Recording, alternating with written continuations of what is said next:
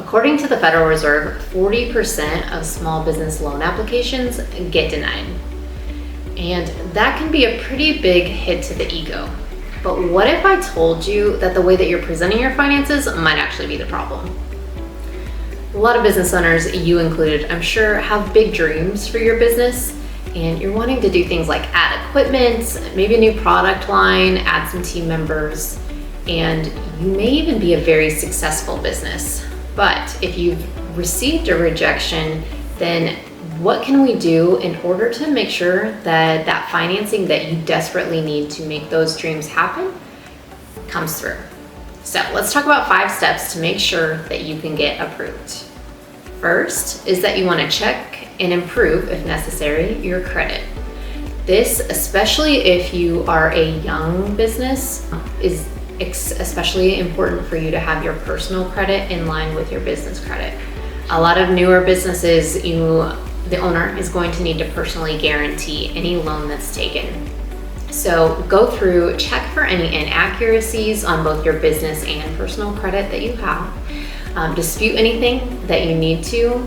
If you need to decrease maybe your credit utilization or make sure that you're making your payments on time, now is the time to be looking at those instead of when your application is already in process. 2, you want to get your financials in order. So the basics that a lender is going to need to see are your profit and loss, a balance sheet, and your cash flow statement. Now, all of these things, they will scrutinize, so you will want to make sure that they have a high degree of accuracy and that you can explain anything that is on them. 3, you want to make sure that you can show a strong cash flow, because this is really where a lender is going to look at this. They want to make sure that you can actually cover the payment on any loan that you take out. And that means that you need to make sure that you have projected cash flow out for up to a year in order to make sure that those payments are not going to affect your cash flow negatively. 4, you want to create a business plan. And I don't necessarily mean the business plan that you might have created when you were first starting your business. This one is going to be very specific to whatever the loan is for. So let's say that you are adding a new piece of equipment. You want to make sure that you can show both revenue and expenses for that piece of equipment and how it will directly have an impact on your business. So your growth strategy for, let's say that piece of equipment offers the ability to add a new service. How much revenue are you going to make from that service? What expenses would be tied to that? And how does that integrate into the rest of your business model?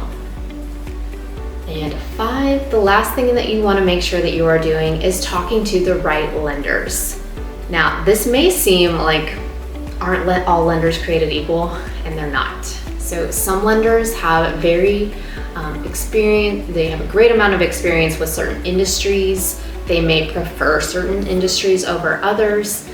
Some have a more conservative approach to lending than others. So depending on the financial health of your business, you want to make sure that you're talking to a lender that both understands your business and is willing to loan based on the criteria that you have. Getting financing often requires more than just your financials. You want to make sure that you are putting together a package that makes sense to your lender and is easily readable for them. And one way that you can help is by having a fractional CFO that can prepare that for you, but also can be helping you reach your goals even if the lending doesn't come through. So in the next video, we'll talk about the benefits of having a fractional CFO on your staff and how we can help you. See you there.